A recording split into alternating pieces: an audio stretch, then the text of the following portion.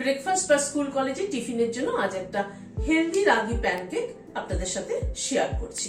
খুব চটজলদি হয়ে যায় এবং খুব কম উপকরণে হয়ে যায়। চলুন তাহলে দেখে নিই কি করে বানালাম। এখানে রাগি ফ্লাওয়ার নিয়েছি 100 গ্রাম, সুজি নিলাম 50 গ্রাম, আর আটা নিলাম 50 গ্রাম। হাফ চামচ নুন দিলাম, নুনটাকে মিশিয়ে নিচ্ছি, জল দিয়ে ব্যাটার তৈরি করে নিচ্ছি। অল্প অল্প করে জল দিয়ে ব্যাটারটা তৈরি করতে হবে। ভালো করে মিশিয়ে নিলাম। এবার ঢেকে রেখে দিচ্ছি মিনিট 15-এর জন্য। সুজি আছে, সুজিটা কিন্তু জলটা টেনে নেবে। তারপরে যদি মনে হয় আর একটু জল অ্যাড করতে হবে, তখন আবার অ্যাড করে কনসিস্টেন্সিটা ঠিক করে নেব।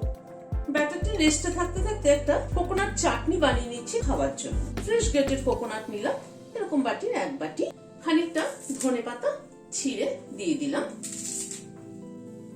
একটা কাঁচা লঙ্কা ভেঙে দিয়ে দিলাম, নুন দিয়ে দিলাম, অল্প একটু আদা টুকরো টুকরো করে দিয়ে দিলাম।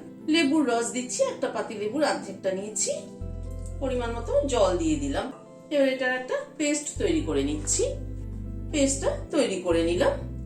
তড়কা লাগানোর জন্য প্যানে তেল গরম করে নিয়েছি। হাফ চামচ সর্ষে দিলাম, চানা ডাল দিলাম অল্প একটু, মানে ছোলার ডাল আর কি, আর এখানে কটা কারি পাতা দিলাম। দিয়ে একটু নেড়ে নিচ্ছি। এবার এটা দিয়ে দিলাম। তৈরি হয়ে গেল কোকোনাট চাটনি। এটাকে মিশিয়ে দিচ্ছি একবার।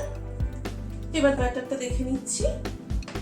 সুজিটা কিন্তু সোক করে নেওয়াতে ব্যাটারটা ঘন হয়ে গেছে, একটু জল মেশাতে হবে। কনসিস্টেন্সিটা কিন্তু ঠিক এরকম হবে। একটা তাওয়া বসালাম গ্যাসে, সামান্য একটু তেল দিলাম, ব্রাশ করে নিচ্ছি, ব্যাটারটা দিয়ে দিচ্ছি।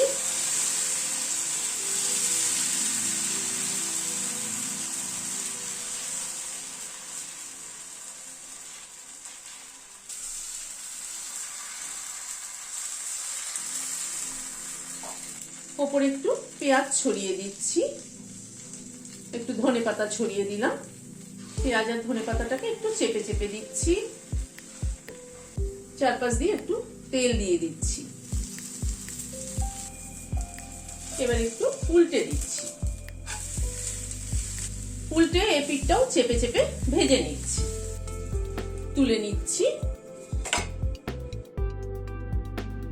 ভিডিওটা যদি ভালো লেগে থাকে তাহলে একটা লাইক এবং সাবস্ক্রাইব করার অনুরোধ রইল। আজ তাহলে এখানে শেষ করছি। নমস্কার।